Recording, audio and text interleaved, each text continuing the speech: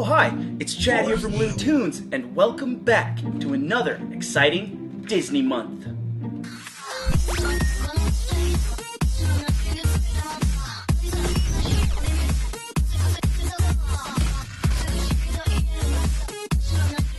Yes indeed, it's time for another Disney month. I am so excited. Gretel, I know you're excited because last year for Disney month, you took a little time off and watched a massive amount of Disney movies. And I have now seen even more Disney animated films than you have. Well, I don't know about that, Gretel, but... Have you seen Atlantis, Milo's Return? Well, no. How about the 2011 Winnie the Pooh? Well, no, but it's... How about all of the Cinderella sequels? Oh, okay, enough! So today we have a very exciting countdown to kick off the month. This is the top 10 jaw-dropping Disney moments. So if you got your drinks ready, whether they're in a Lightning McQueen cup sip thing, or just a regular old cup, let's have a cheers and dive in. Disney over the years has become known for their classic happy endings and stories that some might say are a bit predictable. But personally, Disney has given me a few moments that left me nearly speechless. This list of jaw-dropping moments is heavily tied to my viewing experience, so each of us will kind of have our own moments of surprise from these movies, but I have a feeling you might agree with a few of mine. There's no rules this time, but a few quick notes. Main antagonist deaths are off the table, because, well, the main bad guy biting the dust at the end of the film is basically expected, though there may have been some very gruesome ones. Clayton's death scene in particular always stuck with me.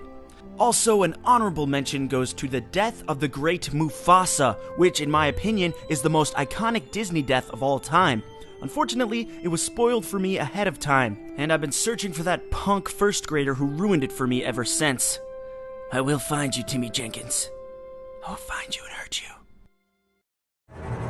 Lady Tremaine, to this day, remains the most haunting and terrifying Disney villain for me. You know, when you were a kid, there were just those certain things that just scarred you from being so scary. But then you look back and realize it wasn't scary at all. Any episode of Are You Afraid of the Dark is a great example. Seriously, go back and watch it. That show is borderline laughable now. Don't be mad. I was just trying to get you to lighten up. So lighten up. Hey, get out of here, teenage Ryan Gosling. You darn goofus. Anyways, that whole principle of used to be scary, not so much anymore, did not carry over to Cinderella for me. And this scene, as a kid and now, is just startlingly cold and violent. As the sisters see Cinderella getting one glimmer of hope in her new dress, they claw it from her like rabid hyenas. Well, it's even worse than watching rabid hyenas attack. Something about the older animation style just makes this so much more creepy and intense, and that same style makes Lady Tremaine's weird gazes just terrifying. All I can say is, this scene shocked me as a kid when I first saw it, and it still does to this day. Pretty dang effectively, too. Let's revisit Judge Claude Frollo. We all love him, right?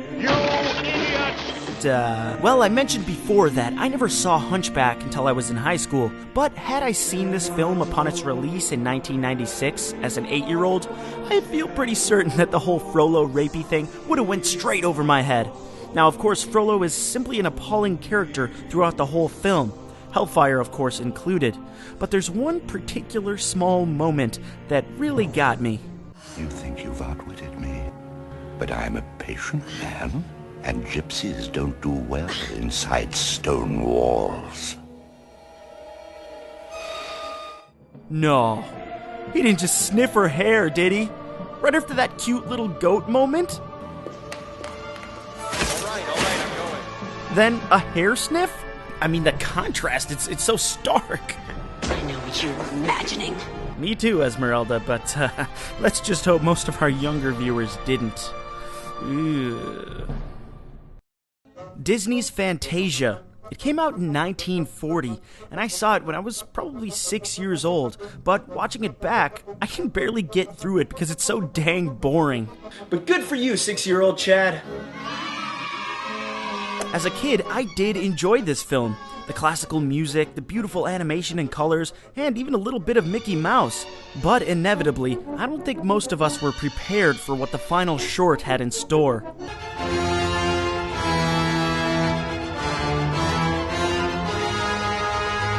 One second I'm giggling about a hippo dressed as a ballerina, the next, staring into the very eyes of Satan. Yes, the final short, Night on Bald Mountain, involves the devil rising up and summoning demonic spirits from hell. Sure, it's very beautifully animated, but when the devil appears in a Disney movie, well, calling it unexpected would be an understatement. Nightmares. Nothing but nightmares for me. Sorry about that, 6-year-old Chad. Meet the Robinsons is certainly one of my favorite Disney movies that lots of people seem to not have seen. Time travel, cool inventions, and a surprisingly intricate plot, which, come to think of it, may have aided in its lack of ability to catch on. But I, for one, applaud the Mouse House for making such an involved storyline. Long story short, orphan inventor Louis is always coming up with crazy new machines, so much so that he keeps his poor, adorable roommate Goob from getting any sleep. Eventually, his machines and intelligence get him wrangled up in all this crazy time travel shenanigans, and even get him mixed up with this guy, the bowler hat guy. And from the sound of it, he's got a bone to pick with Frozen's Elsa. Don't let it go. But wait, as the film plays on, we learn that the bowler hat guy is actually Goob all grown up. Yeah, turns out all the sleep Goob was missing out on led him down a pretty dark path. Do you understand? For some reason, no one wanted to adopt me. Poor guy. But I have to say, this is a really well done plot twist, and one that I did not see coming at all, because they really don't look alike. But when you think of it, kids do grow out of that cute-as-a-button stage, sometimes into creepy, skinny-legged bowler hat guys. So for those of you with newborns, well, that's what you have to look forward to. So now that I have to catch up to Gretel with Disney movies, I've needed to watch some of the Disney films that I never quite got around to. And the first one I always meant to watch, Oliver and Company. I can't put my finger on it, but for some reason I just never had any will to watch this movie. But I did see it, and I thought it was okay. But one moment had me hitting the rewind button a few times over to make sure what I saw actually happened.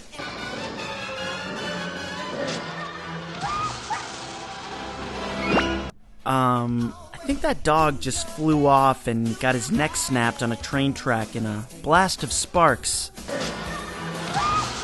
Nice. Real nice. Henchman Roscoe may not have been a likable dog, but this death turned him from this... Get out of my way, Dodger! ...into this. Yeah, really reminds you that he was a dog. You know, man's best friend. And the sound effects for it are just sad and overly detailed. I mean, don't get me wrong, this is what a dog snapping its neck on a train tracks would sound like, I think. But couldn't he have just tumbled away into a shadow? I mean, we didn't hear Gaston getting impaled on a spiky rock. I guess seeing this dog scatter into a howling and sparky demise was just too fun to pass up. Yeah, sorry you had to go like that, Roscoe, but I dropped my jaw lovingly in your honor. It was a beautiful summer day in 2009, and I was excited to see Pixar's latest film, Up. We'd all seen the awesome trailer with the talking dog and that striking visual of the house being lifted by beautiful balloons. So I got to the theater, sat down, and was ready for my adventure. Balloon house! Balloon house! But then came the first minutes of the film.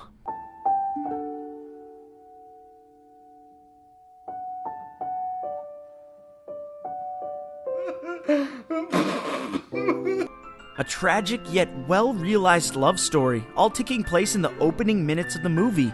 Many have said this small love story is, and I quote, still a better love story than Twilight.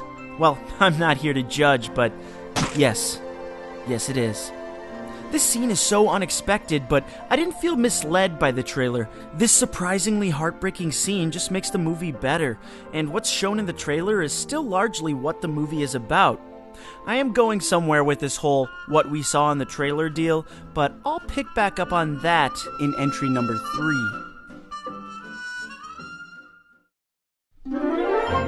Frozen was a massive hit, and thanks in large part to its famous flipping of the script on the meaning of true love. But there's one other script flip that took me even more by surprise. Towards the beginning of the film, Anna meets Hans, and they instantly fall in love. And after singing a quick musical number together, of course, well, they are ready to get married.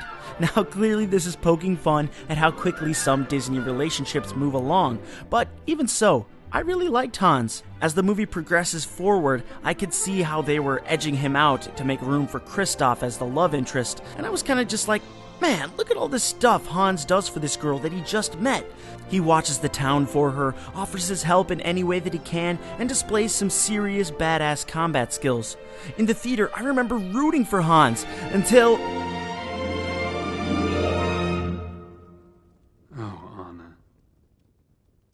If only there was someone out there who loved you. You were so desperate for love, you were willing to marry me just like that. You won't get away with this. Oh, I already have. Wait, Hans was the bad guy? Oh, come on. Hans, we were supposed to be best friends. I already wrote a whole fan fiction about us. We were like two young buddy cops with opposing ideologies, busting ogres and dragons who were slinging drugs in the city, and you ruined it. You ruined it. You blew it. Okay, that was a little over the top, but needless to say, I got duped. Now, I believe there's one key reason why this fake-out works so well. As CinemaSins pointed out, he smiles and acts all bashful when no one else is around, and it totally sets our minds to the fact that he's a sincere guy, a cheat in the narrative, as they put it perfectly. So it has the twist hit even harder, and it works. Before his plan was revealed, I liked Anna more with Hans than Kristoff, and I still kinda do. The movie did this strange thing of making Kristoff obsessed with ice, which seemed to point that he would end up with Elsa? Maybe I was the only one who read into that. All the same, Frozen threw me off in all the right ways to elicit just the reaction they were hoping for when Hans revealed his dastardly ways. Do you remember the trailers for Brave?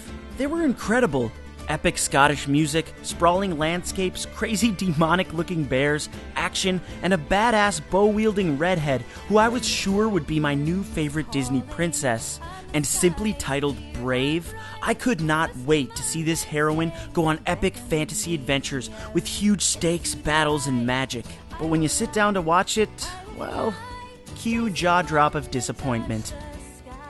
Yep, that's the one. Yeah, everything that I expected, well, that's just not what Brave is. Brave is about Merida's relationship with her mother, and the story of how her mother turns into a bear, and they have to learn to cooperate, thus mending their relationship. Wait, this movie's about a mom that gets turned into a bear? But the trailer made it seem like... Yeah, we know how the trailer made it seem. It made no mention of the mom being a bear, or nearly much of their relationship at all. It was entirely misleading. Was the resulting movie terrible? No. No? No. No. No. Yes, I mean no. Now, I'm not saying that a movie trailer needs to tell me exactly what a movie is.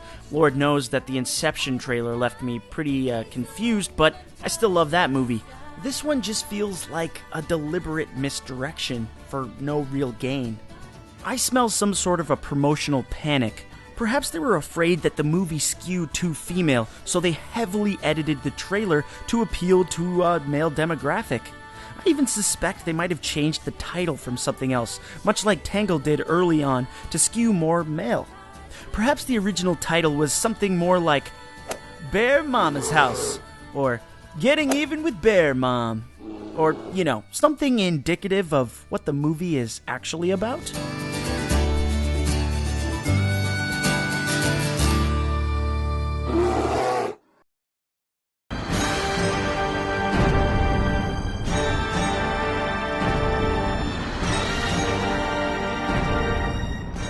Toy Story 3's incinerator scene. Nothing else needs to be said other than that. But come on, you guys know I'm going to say a lot more. Over the course of 2 movies, we've grown to love the characters of Toy Story. As the very first Pixar film, Woody, Buzz, and the gang have a special place in our hearts when it comes to animation. And towards the end of Toy Story 3, the toys find themselves slowly creeping towards their demise by incinerator. Sure, most animated movies put their characters in peril. I mean, we've got to have conflict. But this scene is different. The music, the shots, the colors, the emotion, and the moments when the toys come to accept their imminent death make this scene an amazing yet heart-wrenching animated gem in the world of animated scenes. And just scenes in general. It makes us actually question whether they'll make it out alive. Toy Story 3 is one of the best animated films in recent memory. And this scene is kind of its shining moment. Also, at the very end of the scene, there's a kind of second jaw drop, but this time, it's the good kind.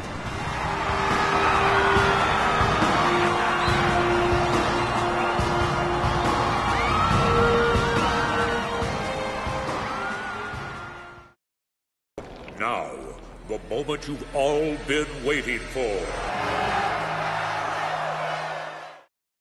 It's no secret that Princess and the Frog isn't one of my favorite Disney movies. Whoops, wrong movie. But there are some things that I really like about it. Dr. Facilier, for example. And one thing that genuinely shocked me, and actually left me with a huge amount of respect for the film. Late in the movie, in an effort to buy more time for Tiana to escape, Ray, the lovable Cajun firefly, faces off against Facilier's voodoo shadow demons. Don't make me light my butt! Oh, I know this scenario. It's when comedic side characters fight off henchmen in fun, slapstick ways. You know, like when Pumbaa beats up those hyenas in the cave, or Lumiere and Cogsworth fight those angry villagers with all those funny costumes and jokes. Disney does this all the time, and it's absolutely hilarious. There's no danger involved.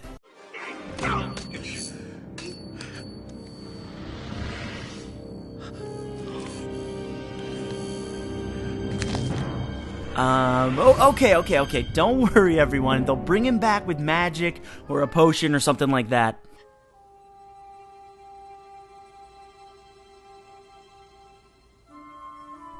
Damn.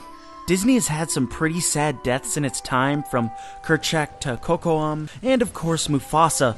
But this one is just so shocking. Crushed beneath a boot. And then Facilier just pops his collar and leaves. Ever since I can remember, I've been popping my collar, popping my collar, popping my...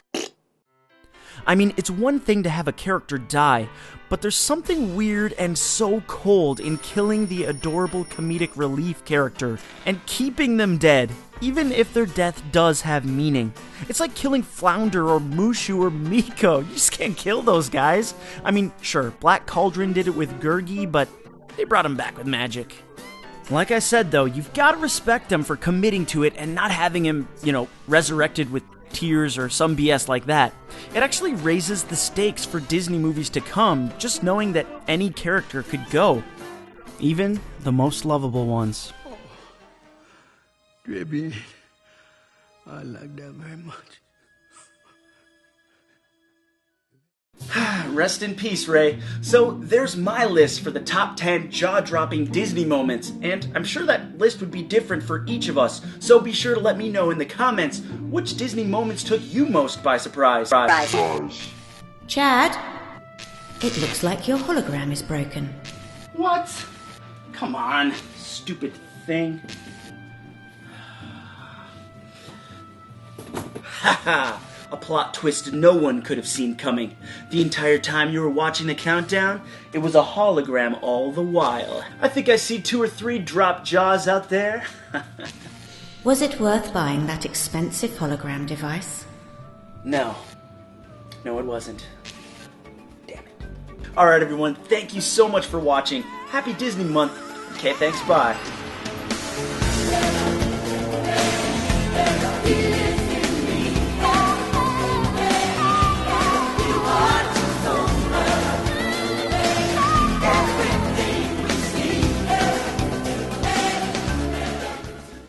Hey, you made it to the end of the video. Nice job. If you want to keep up with me and all the cartoon-type content that I'm working on, be sure to visit me at facebook.com/LouTunes. I'm posting tons of fun pictures, updates, and even countdowns that can only be seen on the Facebook page. And be sure to follow me on Twitter because, well, that's also a thing. Thanks for watching. I'll see you next time.